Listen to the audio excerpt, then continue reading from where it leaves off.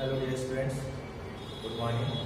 आज हम आपको एनसीईआरटी का चैप्टर 10 का ग्रेविटेशन पढ़ाने जा रहे हैं। इससे पहले हम लोग फोर्स के बारे में पढ़ चुके हैं, तो फोर्स के बारे में जो पढ़े तो थोड़ा एनालिसिस कर लें ताकि ग्रेविटेशन को और अच्छे से हम समझ सकें।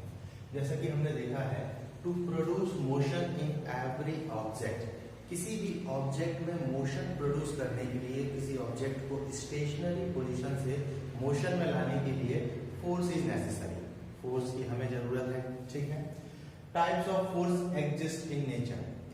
फोर्स बहुत टाइप्स के होते हैं, लेकिन हम यहाँ बात करेंगे सिर्फ उन फोर्सेस की जो नेचर में एग्जिस्ट करते हैं। तो नेचर में 4 डिफरेंट टाइप्स के फोर्स एग्जिस्ट करते हैं।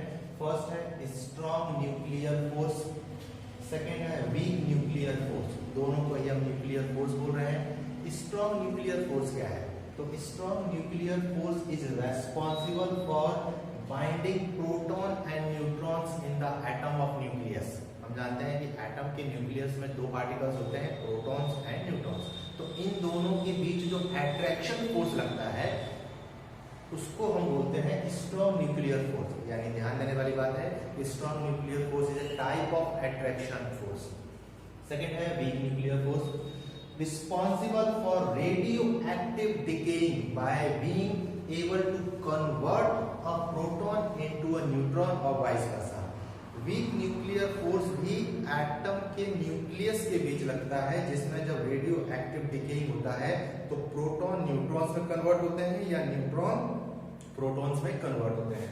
तीसरा है electromagnetic force, a type of physical interaction that occurs between electrically charged particles।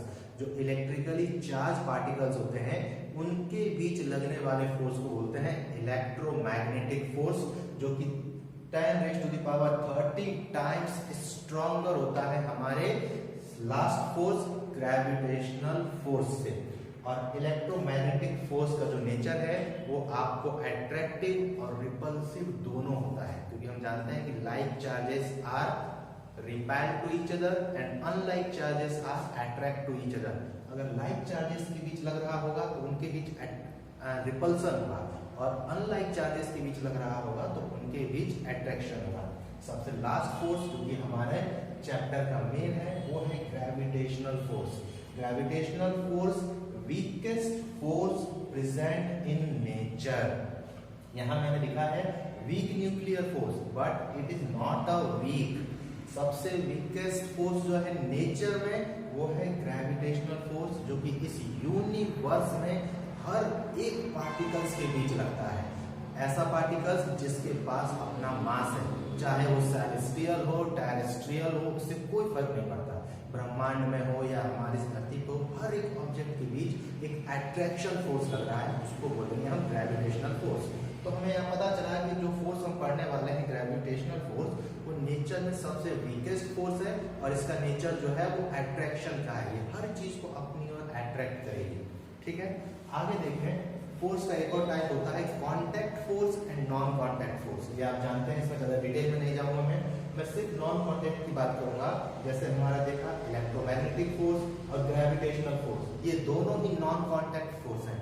Non contact यानी आपको किसी को भी कांटेक्ट करने की जरूरत नहीं है। अगर मैं किसी ऑब्जेक्ट को ऊपर की ओर फेंकूंगा तो अर्थ ऐसा नहीं है कि उसे अपने हाथ से पकड़ के नीचे की ओर खींचती है, नहीं। अर्थ बिना कांटेक्ट के दूर से ही उस पर अपनी ओर अट्रैक्शन लगाती है। जैसा कि आपने मैग्नेट्स में देखा है, अगर हम मैग्नेट्स के चारों तरफ कोई magnetic materials like nickel, cobalt या आयरन के ऑब्जेक्ट्स को रखेंगे तो बिना टच किए हुए भी मैग्नेट्स उसे अपनी ओर खींच लेता है। इस टाइप्स के फोर्स को हम बोलते हैं नॉन कांटेक्ट फोर्स। यानी हमको क्या पता चला कि gravitational force is also a non contact force and it is weakest force present in nature. बात करें अब हम ग्रेविटेशनल फोर्स को एक और तरीके से जानते हैं। हम जानते हैं ग्रेविटेशनल मतलब ग्रेविटी या ग्रेविटेशन। ग्रेविटेशन मतलब अट्रैक्शन, जो किसी दूसरे ऑब्जेक्ट को आकर्षित करती है उसे हम बोल रहे हैं ग्रेविटेशन। हिंदी में उसे बोलेंगे आकर्षण। सबसे पहले इसके बारे में किसने बताया? तो सबसे पहले इसके बारे में बताया मिस्टर गैलीलियो गैलीली ने। मिस्टर गैलीलियो गैलीली हम जानते हैं इटली में रहते थे। पीसा की मीनार के पास जब मन हुआ उनका घर था, पीसा की मीनार के पास चले जाते थे, ऑब्जेक्ट को उठाते थे और ऊपर से ड्रॉप करते थे। पत्थर हुआ, पेन हुआ, पेंसिल हुआ, यही उनका काम रहता था। मन नहीं लगता था तब पढ़ने के लिए। पराक्रम, उन्होंने देखा कि earth attracts every object to its surface. जब वो पीसा की मीनार से किसी भी चीज को फ्रीली सस्पेंड कर देते थे, छोड़ देते थे, तो वो देखते थे कि हर एक ऑब्जेक्ट अर्थ की ओर ही गिर रहा है। तो उन्होंने एक थ्योरी दी। क्या थ्योरी दी? Earth attracts every object to its surface. सबसे पहले ये गैलीली ने बताया कि अर्थ हर एक ऑब्जेक्ट को अपनी ओर खींचता है, ठीक है। लेकिन बाद में जब मिस्टर न्यूटन आए, तो मिस्टर न्यूटन, जैसे कि हम जानते हैं, पेड़ के नीचे बैठे हुए थे, उनके सर पर एप्पल गिरा, तो उन्होंने सोचा कि एप्पल नीचे ही क्यों गिरा, ऊपर भी तो जा सकता था। यानी अर्थ हर चीज को अपनी ओर अट्रैक्ट कर रही है, यानी उसमें रिपल्स नहीं कर रही है। अगर अर्थ एप्पल को रिपल्स करती तो अर्थ एप्पल ऊपर की ओर चला जाता, लेकिन नहीं, अर्थ हर एक चीज को अपनी ओर खींच रही है। मिस्टर न्यूटन ने आगे जाके इसको फिर और अच्छे से एक्सप्लेन किया और लॉ दिया, यूनिवर्सल लॉ ऑफ ग्रेविटेशन। क्या दिया?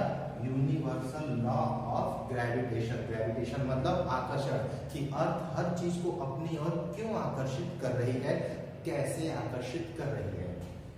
सबसे पहले आइजैक न्यूटन थे। अब इसे यूनिवर्सल क्यों बोल रहा हूं मैं, यहाँ यूनिवर्सल मैंने क्यों लिखा है? तो मैंने यूनिवर्सल इसलिए लिखा है कि universal means it is applicable to all the bodies having mass. हर एक बॉडी जिसके पास अपना मास है, उस बॉडी पे ये काम करेगा। इससे कोई फर्क नहीं पड़ता कि मास इज बिग और स्मॉल, कि वो बहुत छोटा नगण्य मास है या फिर वेरी लार्ज मास है। दूसरा, यूनिवर्सल इसलिए बोल रहा हूं कि बॉडीज आर टेरेस्ट्रियल और celestial. Terrestrial means which are on earth. जो भी अर्थ पे बॉडीज है वो सभी टेरेस्ट्रियल्स हैं। टेरेस्ट्रियल है जिस भी सॉलिड सरफेस पे हम रहते हैं अर्थ पे, वो सभी टेरेस्ट्रियल बॉडीज कहलाएंगे। सेलेस्टियल मींस होता है आकाशीय पिंड, आकाश में रहने वाले, जैसे प्लैनेट्स हो गए, मून्स हो गए, स्टार्स हो गए, आपके बहुत सारे सैटेलाइट्स हो गए, which are in outer space. हमारे अर्थ से आउटर स्पेस में जो भी ऑब्जेक्ट प्रेजेंट है वो आपको सेलेस्टियल बॉडी कहलाएगी, ठीक है। अब मिस्टर न्यूटन ने क्या किया कि इस यूनिवर्सल लॉ ऑफ को बहुत अच्छे से